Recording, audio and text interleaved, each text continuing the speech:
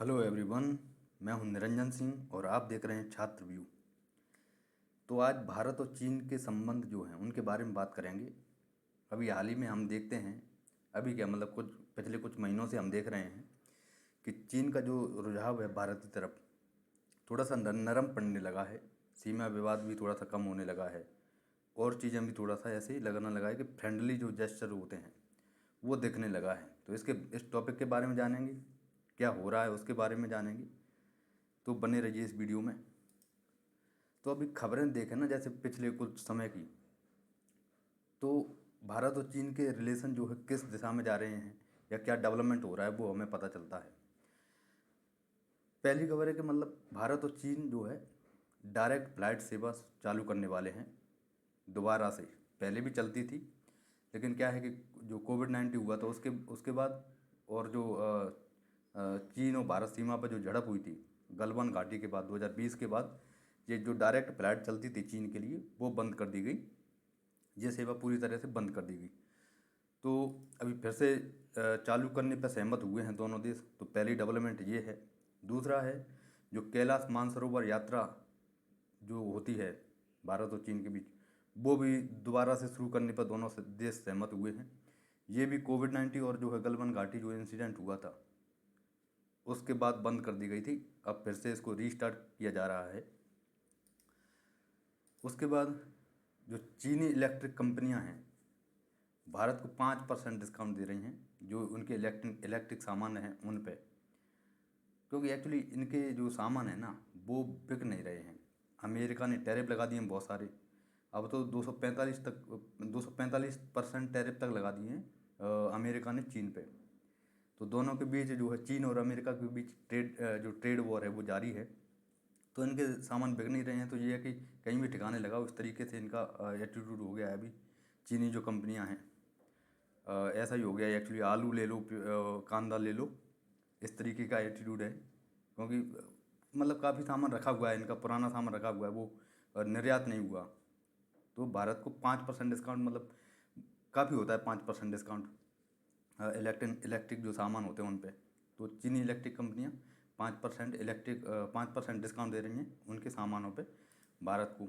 उसके बाद जो है अभी हाल ही की खबर है, चीन द्वारा जो भारतीयों के लिए जो वीज़ा जारी किए जाते हैं उस प्रक्रिया में थोड़ी सी ढील दी गई है।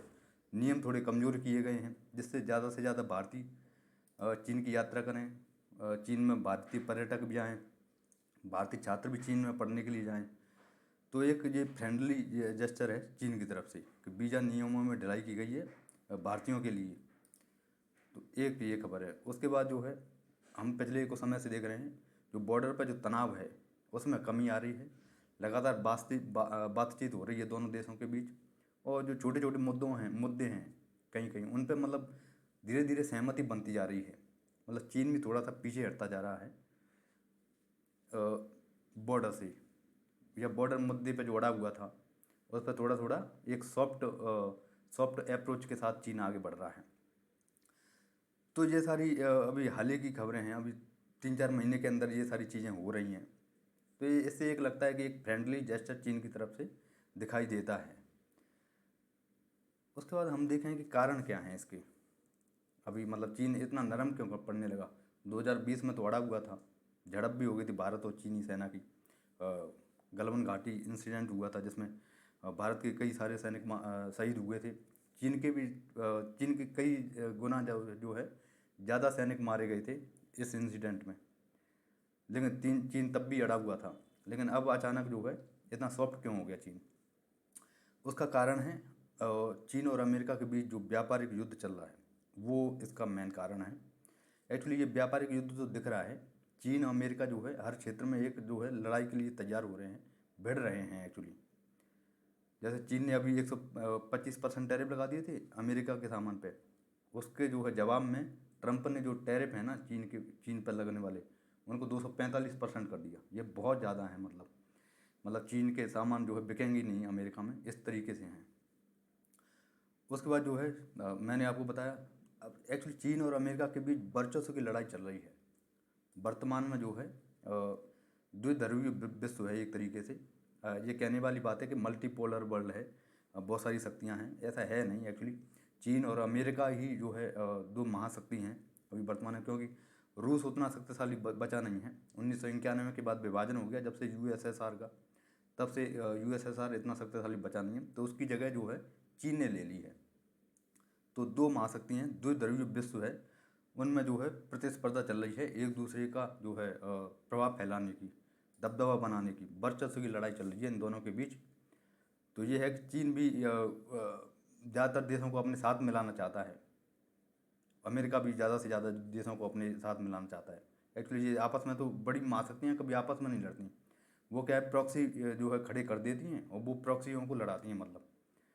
तो यही चल रहा है मतलब। तो हर मतलब चीन और अमेरिका दोनों कोशिश कर रहे हैं कि भारत जो है उनके पक्ष में आ जाए, क्योंकि भारत की स्थिति अभी डार्क हॉर्स जो होता है ना, उस जैसी हो गई है कि मतलब जिस पक्ष में बैठेगा, जिस पक्ष में जाएगा भारत, उसका पलड़ा जो है ना भारी हो जाएगा। डार्क हॉर्स की स्थिति है भारत की। तो भारत की दुविधा क्या है इस सारे मामले में?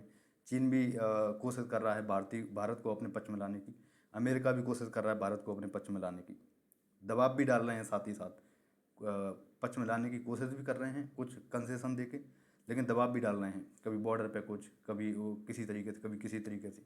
जैसे अभी जो है बांग्लादेश में तख्ता पलट हो गया था, ये एक्चुअली वैसे इंसिडेंट नहीं होते कि इंडिपेंडेंट हो गए, इनमें कुछ ना कुछ जो है विदेशों को मतलब जो विदेशी राज्य हैं उनका हाथ रहता ही है। तो ये भी एक इंसिडेंट हुआ था। तो दबाव भी डाल रहे हैं और जो है कंसेशन दे के अपने पक्ष में लाने की कोशिश भी कर रहे हैं, चीन और अमेरिका दोनों।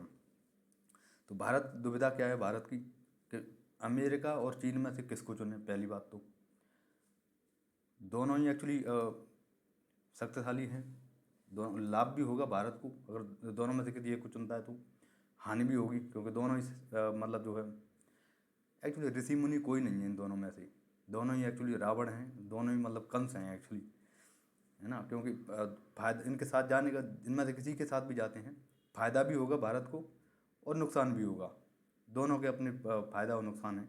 तो पहली दुविधा तो ये है, चीन और अमेरिका में से किसे चुने। दूसरा रास्ता है कि मतलब स्वतंत्र या गुटनिरपेक्ष रहें क्या।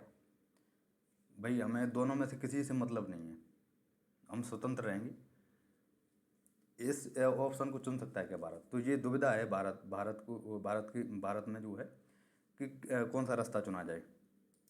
उसके बाद जो है मैं आपको बता रहा था ना, दोनों के साथ जाने के फायदे भी हैं, अमेरिका के साथ जाने के फायदे हैं, नुकसान भी हैं, चीन के साथ जाने के फायदे भी हैं, नुकसान भी हैं। इनको भी देख लेते हैं क्या फ़ायदे हैं क्या नुकसान है। अगर अमेरिका के साथ जाता है भारत तो नुकसान क्या है? तो नुकसान ये है कि भारत के जो आंतरिक और विदेशी मामले हैं उनमें अमेरिका हस्तक्षेप बहुत करता है, कुछ ना कुछ, कभी कोई रिपोर्ट निकाल देगा, कभी कुछ बयान दे देगा, कुछ ना कुछ जो है चलता ही रहता है अमेरिका का, कि धर्म मतलब जो है अल्पसंख्यकों का दमन हो रहा है, या जाति दंगे हो रहे हैं, या कभी जो है मानवाधिकारों का हनन हो रहा है। इस तरीके से कुछ ना कुछ जो है अमेरिका जो है कोंचा करता रहता है भारत को। पहला नुकसान ये है। दूसरा है अमेरिका का भरोसा नहीं किया जा सकता, धोखेबाज टाइप का है अमेरिका। मतलब आप देखो ना, जैसे पाकिस्तान अभी मतलब लेटेस्ट एग्जाम्पल पाकिस्तान को देख लीजिए, पाकिस्तान का यूज किया और मक्खी की तरह मतलब जो है दूध में से मक्खी की तरह निकाल के फेंक दिया पाकिस्तान को। एक और एग्जांपल ले लीजिए, यूक्रेन को लड़ाया रूस के प्रति कि चढ़ जा बेटा, बिल्कुल चने के झाड़ पे चढ़ा दिया यूक्रेन को। उसके बाद जो है कि अभी जैसे ट्रम्प और उनकी देखेंगे झड़प जो है जो जेलेंस्की हैं उनकी, कि मतलब जो है वो कह रहे हैं कि you have no cards, you have no cards, मतलब जो है अब अमेरिका पीछे हट गया, उसको जो है चने के झाड़ पे चढ़ा दिया यूक्रेन को, और पीछे हट गया चने के झाड़ पे चढ़ा के। तो इस तरीके से अमेरिका की ये टैक्टिक है, अमेरिका ऐसा करता ही है। मतलब जो है आप विश्वास नहीं कर सकते कि मतलब जो है चीन से लड़ा दे भारत को, उसके बाद जो है कि भाई देख लो आप दोनों लड़ते रहो और चीन और अमेरिका पीछे हट जाएगा। तो धोखेबाज टाइप का है, मतलब भरोसा नहीं किया जा सकता, एक नुकसान ये है। उसके बाद जो है अगर अमेरिका के साथ जाता है भारत तो चीन के साथ जो लड़ाई होगी ना, भारत को आगे कर देगा, अमेरिका डायरेक्ट नहीं लड़ेगा, इंडिया को आगे कर देगा, और जो है प्रॉक्सी के जरिए लड़ाता रहेगा, चीन और भारत को लड़ाता रहेगा, और खुद जो है विश्व में दबदबा बना के रखेगा। उसके बाद क्या है नुकसान? पश्चिमी देशों का दबदबा बरकरार रहेगा। जो अभी हम देखते हैं ना विश्व में, यूरोप, अमेरिका और जो फाइव आइज कंट्री हैं या नेटो कंट्री हैं, इनका दबदबा बना हुआ है विश्व में। पूरी जियो पॉलिटिक्स में, तो ये कायम रहेगा अगर भारत अमेरिका के साथ जाता है तो। लेकिन भारत को फ़ायदे भी होंगे कुछ अमेरिका के साथ रहने के। फ़ायदे क्या हैं? जो वैश्विक संस्थाएं हैं ना, जैसे यूएन हो गया, WTO हो गई, WHO हो गई, जो भी वैश्विक संस्थाएं हैं उन पर जो है अमेरिका का प्रभुत्व है वर्तमान में, या विशेषकर अमेरिका का, पश्चिमी देशों का प्रभुत्व है विशेषकर अमेरिका का, जैसे WTO, वर्ल्ड बैंक हो गई, उन सब पे। उसके बाद जो है नेटो का सदस्य है अमेरिका, तो जो हथियार और जो रक्षा साजो सामान है उसमें मतलब जो है बढ़त मिल सकती है भारत को। उसके बाद जो है अमेरिका जो है विश्व की सबसे बड़ी इकोनॉमी है, $29 ट्रिलियन की अर्थव्यवस्था है अमेरिका, जबकि चीन की जो है $18 ट्रिलियन की है, और भारत की 4 के आसपास है, $4 ट्रिलियन की है भारतीय अर्थव्यवस्था। तो अमेरिका की बहुत बड़ी अर्थव्यवस्था है, तो इसका लाभ भी भारत को मिल सकता है। एक्चुअली चीन को भी देखें ना, चीन और भारत लगभग बराबर ही थे, लेकिन जो चीन थोड़ा सा जो है अमेरिका का साथ हो लिया, अमेरिका के साथ हो लिया वहाँ पे। अमेरिका के सहयोग से ही अपने मैन्युफैक्चरिंग बढ़ाई, थोड़ा सा रिसर्च बढ़ाई, और आज जो है अमेरिका को चुनौती देने की स्थिति में आ गया चीन। ये सब हुआ था अमेरिका के सहयोग से ही हुआ था, क्योंकि अमेरिका उस टाइम पे भी शक्तिशाली था, सबसे बड़ी इकोनॉमी थी 1950 के बाद से। द्वितीय विश्व युद्ध के बाद से अमेरिका का ही दबदबा था, सबसे बड़ी इकोनॉमी थी, सबसे शक्तिशाली देश अमेरिका ही था। तो चीन ने उसका लाभ खूब उठाया, तो वो लाभ हमें भी मिल सकता है अगर भारत अमेरिका के साथ जाता है। तो $29 ट्रिलियन की इकोनॉमी है उसकी, भारत में निवेश होगा, भारत में मैन्युफैक्चरिंग बढ़ेगी, जॉब्स बढ़ेंगी, और जो है एक विकसित देश की तरफ जो है आय बढ़ेगी लोगों की, उस दिशा में हम जा सकते हैं अमेरिका के साथ बोलिए तो।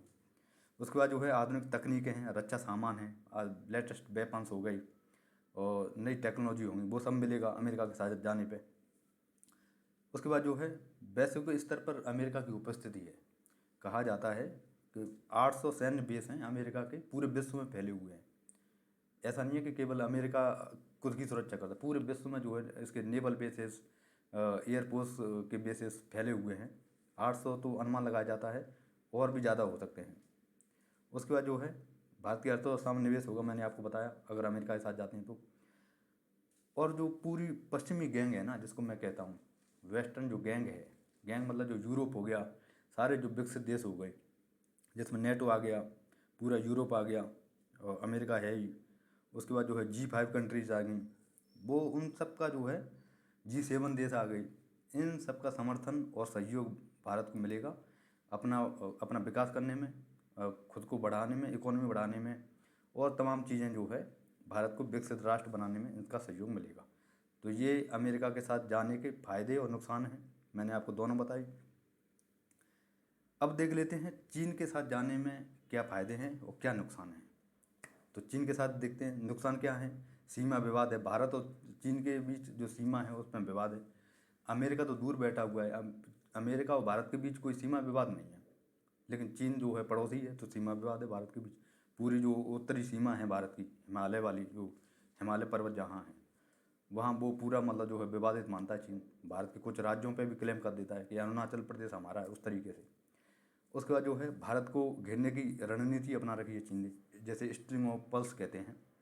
भारत को चारों तरफ से घेर लो, उसके पड़ोसियों में उलझा दो भारत को। एक्चुअली श्रीलंका, नेपाल, भूटान, म्यांमार, इनमें भी उलझा के रखो, जो है कुछ ना कुछ बाउंड्री पे करवाते रहो, चीन भारत की सीमा पे करवाते रहो, और भारत को उलझा के रखो। तो ये है। उसके बाद जो है चीन की उतनी वैश्विक उपस्थिति नहीं है।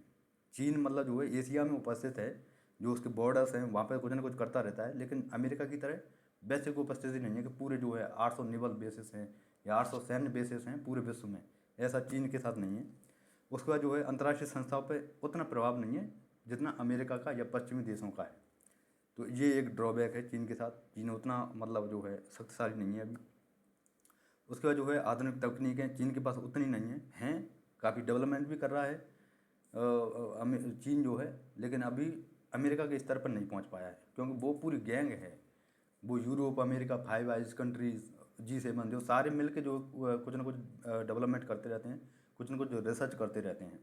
और चीन अकेला एक देश है, तो मतलब जो है वो अकेला ही रिसर्च करता है, तो उसका रहता है ये प्रभाव जो है। उनके पास रिसर्च और टेक्नोलॉजी ज़्यादा है पश्चिमी देशों के पास, अमेरिका के पास, चीन के पास उतना नहीं है। हथियार हथियार ऑब्वियसली मतलब चीन से प्राप्त नहीं होंगे हमें, या होंगे भी तो लेटेस्ट वेपन चीन नहीं देगा इंडिया को, जो है अमेरिका दे देगा क्योंकि उसको चीन से लड़ाना है भारत को, पर जो है चीन नहीं देगा। चीन क्यों देगा भाई, जो है अपने जो है अपने पड़ोसी को शक्तिशाली क्यों बनाएगा चीन जैसे। तो ये ड्रॉबैक है, मतलब हथियार और टेक्नोलॉजी जो है चीन से उतनी नहीं मिलेगी जितनी अमेरिका से मिल सकती है भारत को, ऐसा मेरा अनुमान है, मेरा मत है ऐसा। उसके बाद जो है अगर चीन के साथ जाता है भारत, तो भारत मतलब जो है हमेशा हमेशा के लिए, मतलब जो है जब तक चीन शक्तिशाली रहेगा उसका अधीनस्थ बन जाएगा।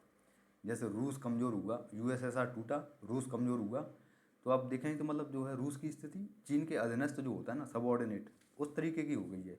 रूस उतना शक्तिशाली नहीं रहा क्योंकि उसकी इकोनॉमी उतनी एडवांस नहीं रही। अब इकोनॉमी डूबती है तो जो है जो टेक्नोलॉजी भी डूब, मतलब जो है टेक्नोलॉजिकल जो है जो रिसर्च होती है वो भी नहीं उतनी हो पाती, नए वेपन नहीं बन पाते।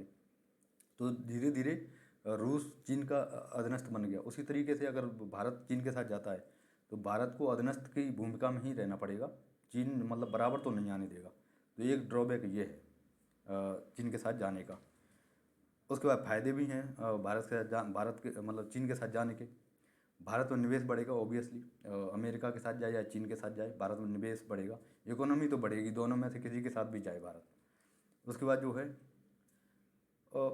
सबसे बड़ी बात क्या है ना, अभी पश्चिमी देशों का प्रभुत्व है पूरे विश्व पे, अमेरिका के नेतृत्व में नेटो, फाइव आइज, उसके बाद जो है यूरोप, इनका प्रभुत्व है पूरे विश्व पे कहीं ना कहीं, मतलब जो है किसी तरीके से चाहे वो सैन्य क्षेत्र में हो चाहे अर्थव्यवस्था के क्षेत्र में हो।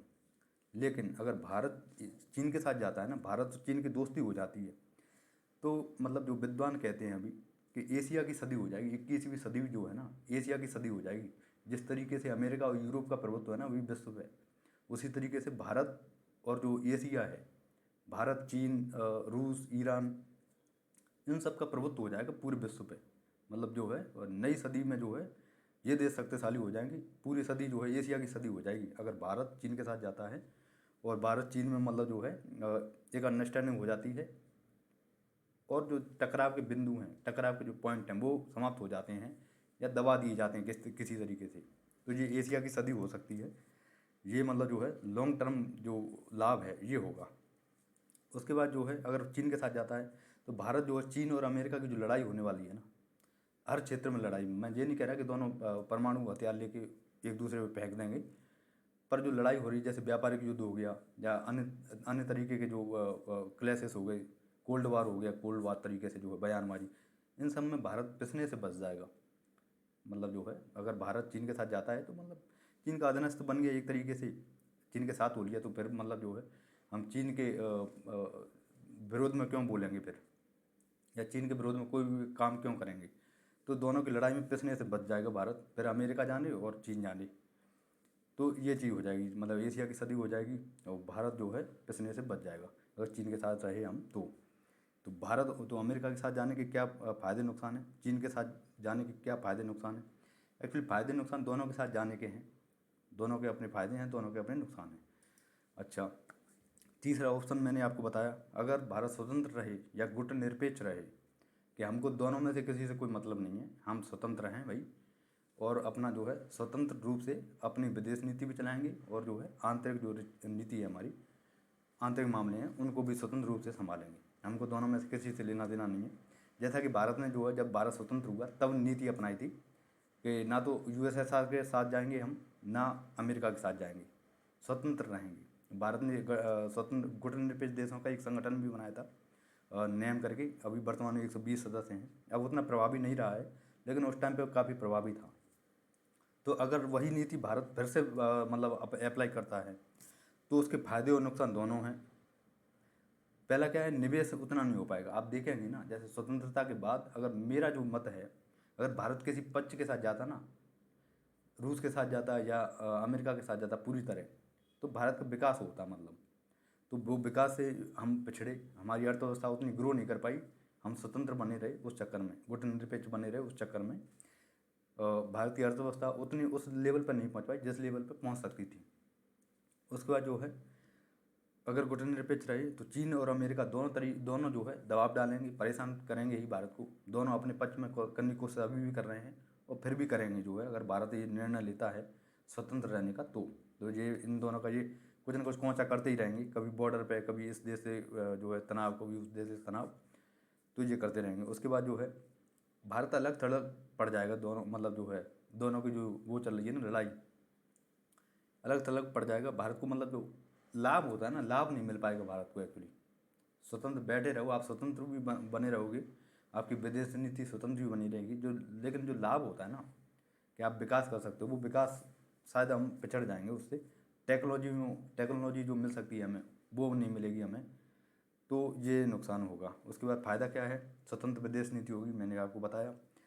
दोनों की लड़ाई से बच जाएंगे, चीन और अमेरिका लड़ रहे हैं, दोनों की लड़ाई भाई कभी तो चरम पे पहुंचेगी ना। ये जो वर्चस्व की लड़ाई चल रही है चीन और अमेरिका के बीच, कभी तो चरम पे पहुंचेगी ना। जैसे रूस और अमेरिका के बीच जब, यूएसएसआर और अमेरिका के बीच जब शीत युद्ध चल रहा था, दोनों के वर्चस्व की लड़ाई चल रही थी दोनों के बीच, वो चरम पे पहुंची ना 1991 में।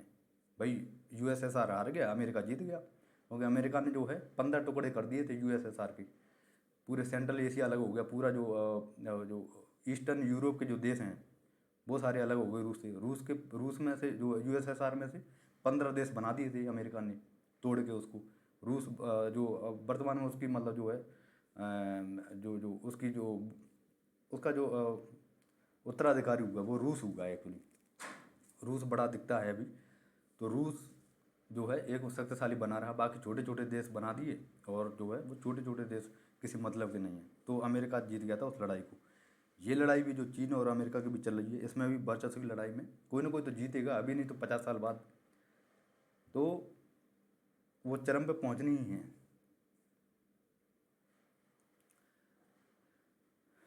तो इस लड़ाई से हम बच तो जाएंगे, पर हमें उतना लाभ नहीं हुआ। उसके बाद सुझाव क्या मतलब जो है हो सकते हैं, या क्या कदम उठा सकते हैं हम, जो है पहली बात तो जल्दबाजी नहीं करनी चाहिए। भारत को चुपचाप मतलब जो शांति से ऑब्जर्व करते रहिए, देखते रहिए क्या क्या हो रहा है, क्या किस दिशा में जा रहे हैं। उसके बाद जो मेरा मत है, मेरा मतलब मत है कि किसी न किसी के पक्ष ले लिया जाए धीरे से। जैसे अमेरिका ने जो भारत ने जो है यूएसएसआर का पक्ष लिया ना, 1971 में ट्रीटी कर ली थी यूएसएसआर के साथ, गुटनिरपेक्ष बना रहा, लेकिन यूएसएसआर के साथ मतलब जो है झुकाव हो गया था भारत का धीरे धीरे। अगर ये झुकाव पहले ही हम प्रदर्शित करते, दिखाते, तो हमें लाभ भी हो सकता था। बाद में दिखाया तो लाभ भी नहीं हुआ, और जो है गुटनिरपेक्ष भी नहीं रहे हम। तो ऐसा ना हो कि मतलब जो है दोनों मतलब जो है दोनों हाथों में कुछ नहीं बचे। तो इसलिए जो है किसी न किसी देश के साथ अगर हम हो लेंगे तो एक बात तो निश्चित है, भारत का विकास तो जो है, आर्थिक विकास जो है वो तो निश्चित रूप से होगा। अब अमेरिका के साथ खतरे ज़्यादा हैं, खतरे चीन के साथ भी ज़्यादा हैं। अमेरिका थोड़ा ऐसे धोखेबाज टाइप का देश है कि मतलब जो है यूज करता है वो फेंक देता है, जैसे यूक्रेन को फेंक दिया अभी। अब यूक्रेन को बर्बाद करवा के अब बैठे हैं बढ़िया ट्रम्प साहब जो है आराम से। तो ऐसी हालत में मतलब जो है हमारी ना हो जाए, तो अमेरिका से तो सतर्क रहना चाहिए, चीन से भी सतर्क रहना चाहिए। 1961 की लड़ाई हम भूले नहीं हैं चीन के साथ, चीन भी ऐसा धोखेबाज है। अभी चीन का क्या है कि मतलब अमेरिका आजमाया हुआ है, चीन नया नया नेता है एक्चुअली, होता है ना कि नए को आजमा लो, तो उस तरीके से है। पर जो है नेता तो नेता है भाई, जो है नुकसान भी होता है उसके साथ जाने का। तो दोनों में से अगर हम पक्ष लेते हैं तो हमारी अर्थव्यवस्था तो निश्चित रूप से बढ़ेगी। अगर पक्ष नहीं लेते हैं तो हो सकता है हम जो है टेक्नोलॉजी में और अर्थव्यवस्था में पिछड़ जाएं, ये संभावना हो सकती है। आप दैनिक जीवन में देखेंगे ना कि मतलब जब किसी अमीर आदमी का, किसी मतलब पावरफुल आदमी का हाथ पड़ जाए ना जैसे, तो आप जल्दी ग्रो करते हो। ऐसे ही देखोगे ना आप कभी, आपकी ग्रोथ जल्दी होती है, आप जल्दी जो है थोड़ा सा आगे बढ़ जाते हो जल्दी। लेकिन अगर स्वतंत्र रूप से आप लगे लगे रहोगे तो आपको टाइम लग जाएगा। हो सकता है अब आप आगे बढ़ जाओ, आप विकास कर लो अपना, लेकिन टाइम लग जाता है उस चीज़ में। फिर आप खुद से अनुभव लेते रहोगे, खुद से करते रहोगे चीज़ें, तो थोड़ा सा मतलब लेट हो जाती हैं चीज़ें, भले ही कर लो, कई बार असफल भी हो जाता है व्यक्ति। तो ये है मतलब दोनों के साथ रहने का मतलब ये है कि दोनों में से किसी का हाथ लगेगा तो मतलब जो है हम भी ग्रो करेंगे।